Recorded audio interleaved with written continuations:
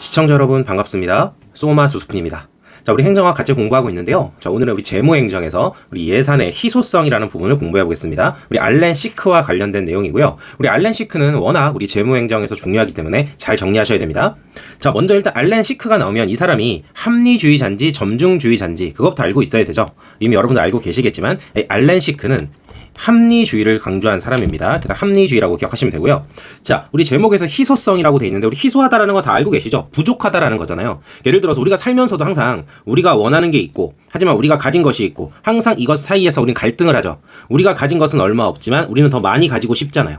이런 것들을 우리 수요 공급의 법칙이라고 하고, 이런 것들은 사람마다 다 다르기 때문에 상대적인 겁니다. 어떤 사람은 많이 가지기를 원하는 사람이 있고 어떤 사람은 내가 가진 것에 최대한 만족하는 사람이 있고, 그래서 이건 절대적인 개념이 아니라 상대적인 개념이다. 그래서 희소하다, 부족하다라는 것도 사람마다 다르다라는 거예요. 예를 들어서 한 달에 용돈을 50만 원을 받는 사람이 있을 때 어떤 사람은 나는 50만 원 부족해 라고 하는 사람도 있고, 어떤 사람은 나는 50이면 충분해, 이런 식으로 희소하다라는 건 상대적인 개념입니다. 자, 먼저 알렌 시크는요, 이 희소성의 종류를 네 가지로 구분했어요. 그래서 이 네 가지 두 문자를 좀 외우면 좋습니다. 그래서 이렇게 외워볼게요. 완만급총. 이건 아마 많은 선생님들도 이렇게 가르칠 거예요. 그래서 완만급총, 완만급총 이렇게 외워두시고요. 맨 위에 있는 완 있죠. 여기가 가장 이 돈이 풍족한 상황이에요. 그리고 밑으로 갈수록 이제 돈이 부족해지는 상태가 됩니다. 그래서 위에서 밑으로 내려올수록 풍족한 데서 부족하게 된다. 그래서 많이 희소하게 된다라고 기억해 주시면 되고요. 그 다음에 우리 공무원들이 하는 사업은 세 가지가 있다고 생각하시면 됩니다. 이걸 외우실 때는 계증신 이렇게 기억하시면 돼요. 계증신. 예를 들어서 우리 회사에서 A라는 사업을 하고 있어요. 이거는 작년에도 했고 올해도 하는 사업이에요. 그래서 이렇게 ing 되고 있다. A라는 사업이 계속 되고 있다. 그리고 이 계속 사업에서 플러스 알파가 될 수도 있겠죠. A 사업에 원래 돈을 100원을 썼는데 올해부터는 50원을 더 쓰겠다. 이게 증가분이죠. 그리고 신규 사업이라는 건 A 사업 외에 별도로 B라는 사업이 추가로 들어온 거죠. 이게 신규 사업이죠. 여러분도 공무원 되시면 이 신규 사업을 개발하는데 많은 에너지를 쏟으실 거예요. 그리고를 계증신이라고 합니다. 그럼 딱 느낌이 계증까지는 원래 하던 것 같고 신규 사업이 새롭게 추가되는 거죠. 우리 항상 이 사업이라는 말은요, 결국은 돈과 똑같아요. 사업을 하려면 돈이 필요하잖아요. 예산이 필요하죠.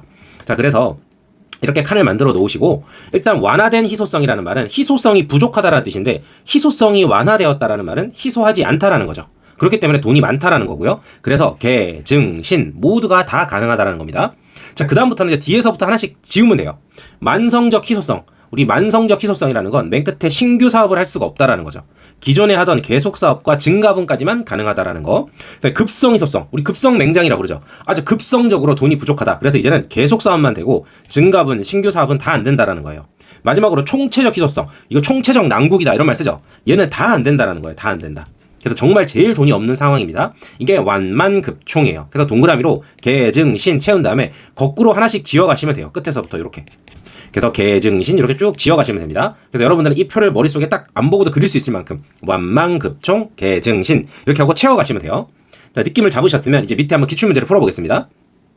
자, 공공부문, 자, 정부 부문이겠죠. 자, 정부에 있어서 희소성이라는 것은 항상 절대적으로 받아들여지는 것은 아니다. 그렇죠. 제가 상대적인 개념이라고 했습니다. 그래서 맞는 거고요. 세 번째 기출 보시면 희소성이라는 것은 정부가 얼마를 원하는가에 대해서 얼마나 보유하고 있는가, 내가 원하는 것과 가진 것, 이렇게 양면적인 조건으로 이루어져 있다. 맞는 지문이죠. 자, 알렌 시크는 이 희소성을 네 가지로 완만급총으로 나눴는데 마지막 총체적 희소성, 총체적 난국이다. 가장 가난한 거죠. 이런 게 보통 후진국, 저개발 국가에서 많이 나타납니다. 이럴 때 나타나는 예산의 유형을 반복적 예산 유형이라고 한대요. 아직 이거 보지 않았거든요. 근데 아마 이 영상 전에 제가 올려놓은 윌다브스키의 예산 관련된 이론을 보시면 거기에서 제가 설명을 해놨거든요. 다시 한번 설명을 해보겠습니다.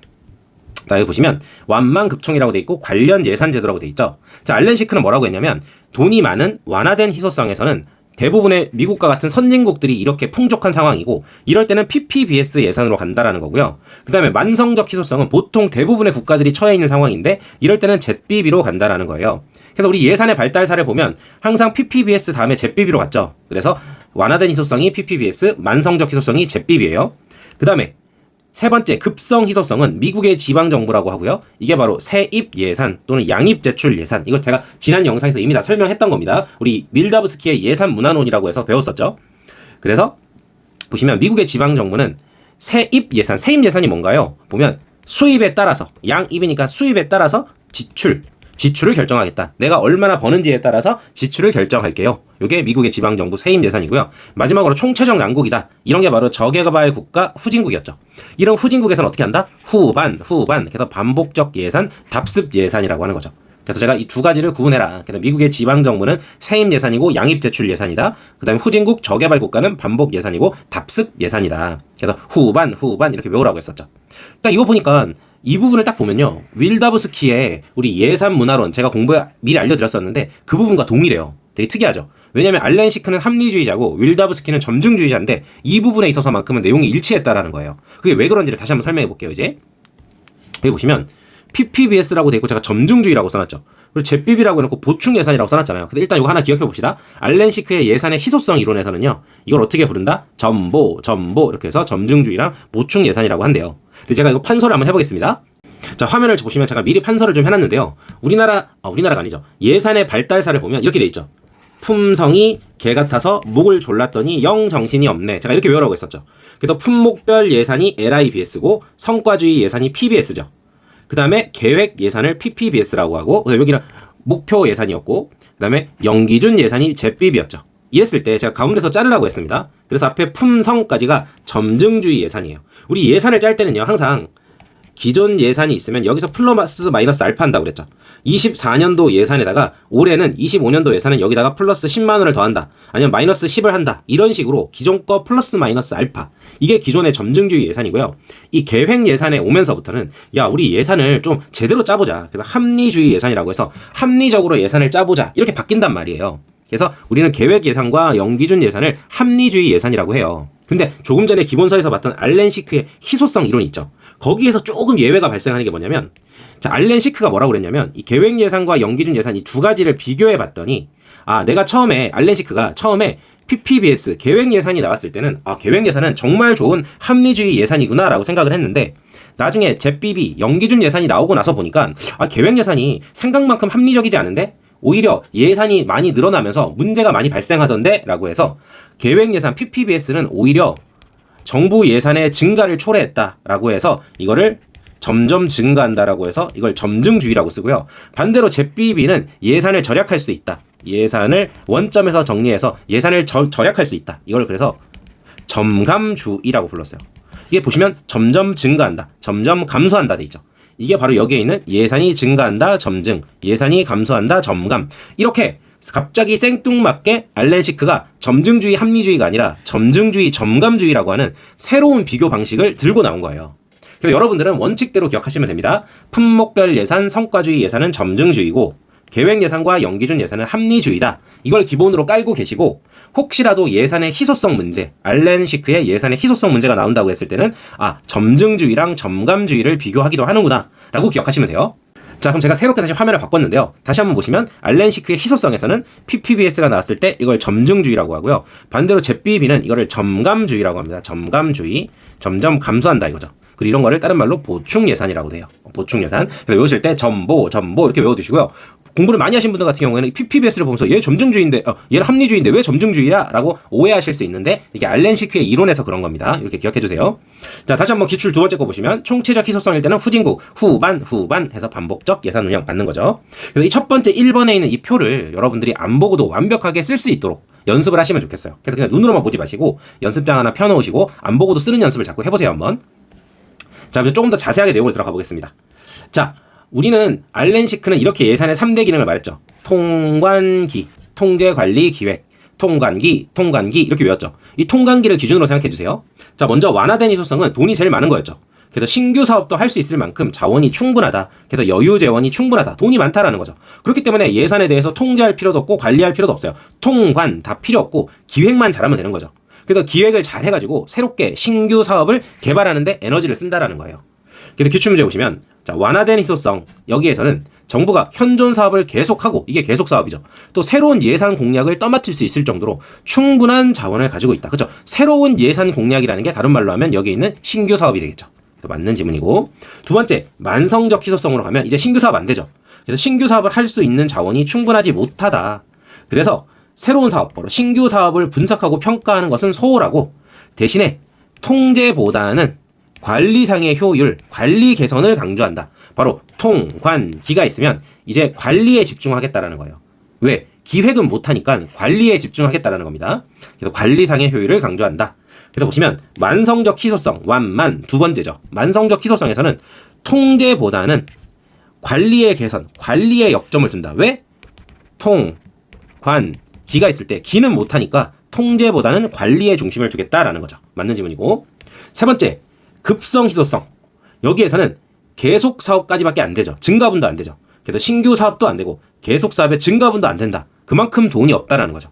그래서 이제 기획 같은 건 전면 중단한다. 기획은 못해요. 그리고 비용을 아끼기 위해서 관리상의 효율을 다시 한번 강조하고요. 그 다음에 예산을 요구하는 수많은 사람들의 예산 수요를 억제한다라는 거예요. 예산 요구하지 마. 돈 없어. 그래서 다양한 삭감 전략도 사용이 되고요. 그 다음에 정부가 돈 쓰는 지출을 엄격하게 통제한다. 그래서 바로 통제 기능을 강조한다라는 거죠. 그래서 통, 관, 기 있으면 당연히 기 안 되겠죠. 그래서 통제에 핵심을 둔다라는 겁니다. 통제. 그래서 관리상의 효율을 강조하는 것도 있지만 통제가 핵심이라는 거예요. 통제가. 돈이 없으니까. 그리고 단기적이고 임기응변적으로 예산을 편성한다. 이걸 세임 예산이라고도 하는데 단기적이고 임기응변적으로 예산을 편성한다. 외우실 때 전 이렇게 외웠거든요. 급단임. 내가 학교 선생님이 됐는데 갑자기 담임을 맡게 되었어요. 급단임. 그래서 담임 선생님을 급하게 맡게 되었다. 급단임. 이렇게 하나 외워두시고. 마지막으로 총체적 희소성. 돈이 제일 없는 거죠. 재원이 너무너무 부족하다. 이제는 계속 사업도 못한다라는 거죠. 완전히 나라가 거지 같은 상황인 거예요. 돈이 없어서. 이게 후진국이죠. 그래서 사기쳐서 회계 처리하는 허위적 회계 처리가 너무 많은 행정 부패가 광범위하고요. 그렇기 때문에 예산의 관리 기능인 통관기 이런 거 다 필요가 없다는 거예요. 통관기 다 필요가 없다. 통제 관리 기능이 아무 의미가 없다. 그래서 예산도 비현실적으로 계획을 세우고 부정확하다. 그래서 현실 회피형 예산 편성이 많아지고요. 돈의 흐름에 따라서 반복적으로 예산이 편성되는 반복 예산이 많아진다는 거예요. 그리고 또 하나 외우실 때 이렇게 하나 외워두세요. 총 회피 반복. 돈이 없으니까요. 총 회피한대요. 항상 물어보면 회피한대요. 총 회피를 반복한다. 총 회피 반복. 총 회피 반복. 이렇게 좀 외워두시고 기출문제 보시면 급성 희소성. 이거는 세 번째죠. 완망급총 할 때 세 번째였죠. 근데 계속 사업도 할 수 없을 만큼 충분하지 못하다. 이거는 3번이 아니고 4번. 바로 완망급총. 총으로 가야겠죠. 그래서 항상 완망급총의 순서를 알고 있어야 됩니다. 자, 그래서 여러분 단순하게 암기하는 거. 급단임, 급하게 단임 맡았어요. 급단임. 그 다음에 총 회피를 반복한다. 총 회피 반복. 이 두 가지 잘 구분해서 두 문자 외워두시고요. 항상 이쪽을 공부하실 때는 통관기 어디에 핵심을 두느냐 이걸 갖고 기억하시면 돼요. 그래서 다시 완화된 희소성에서 통관기에서 기. 얘는 통관. 그 다음에 마지막 금은 통. 그래서 순서대로 통관기 이렇게 위로 쭉 올라간다고 생각하시면 됩니다. 맨 밑에는 통관기 전부 다 안 되는 거죠. 이렇게 외우시면 여러분 알렌시크의 우리 희소성의 내용은 완벽하게 정리가 되실 겁니다. 제가 진짜 자세하게 설명드렸거든요. 그러니까 잘 정리해 두시고요. 특히 제가 여기 빨간색 친 부분 요거 헷갈리지 마시고 잘 구분하시면 좋겠습니다. 자, 그럼 오늘 영상은 여기서 마치도록 하겠습니다. 고생하셨습니다.